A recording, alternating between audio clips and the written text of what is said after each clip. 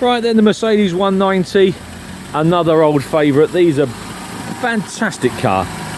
You cannot overstate these cars. They are absolutely brilliant. They are, so when you think in the world of reliability, you know, we used to think that Nissan Bluebirds, Nissan Primeras, Toyota Corollas, that type of thing were good. These were brilliant. We used to sell no end of these. It must have been so easy for Mercedes-Benz back in the 90s, 80s and 90s, because, yeah, they must have had a minuscule warranty department, because we never had any issues with these. They were brilliant, and they still are. And parts, I can remember back in the day, I can remember a quick story. Back in the day, a guy came in to buy a Citroen Xantia, and we had a load of, we had half a dozen Mercedes lined up, and he said, I'd love one of those one day, but I just can't afford the running costs. Running costs?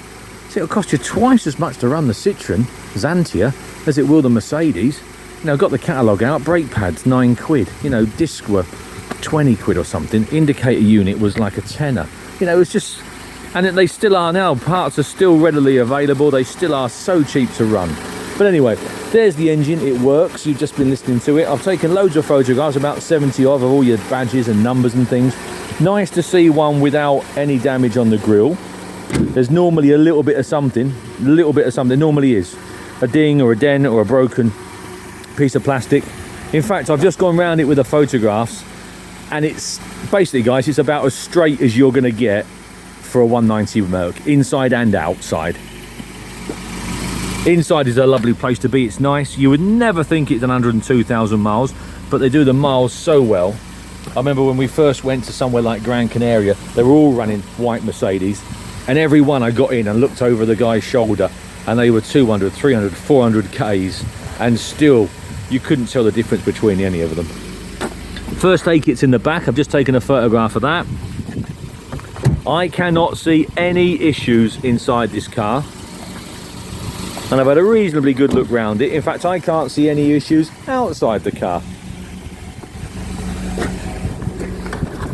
In the back here again, all nice, still got your original plastic handle there. There's your little tool roll, jack, obviously spare wheel and so forth, all in there, and your triangle. They were a good little tow car. Lots of guys bought them for caravans, so it's not unusual to see a tow bar on there, but that didn't affect the cars in any way. It really didn't. They walked away with a little caravan on. But look at that.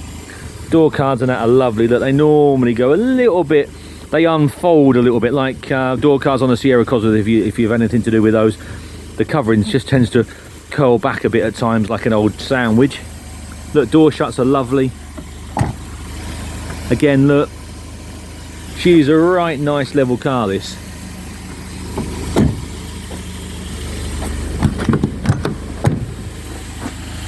And then walking round her, again, no issues. They sometimes go around the indicator units, not too bad on the wings, but sometimes at the front of the wings, no issues there. Sometimes again across the screen, if it's had a screen in, no issues there.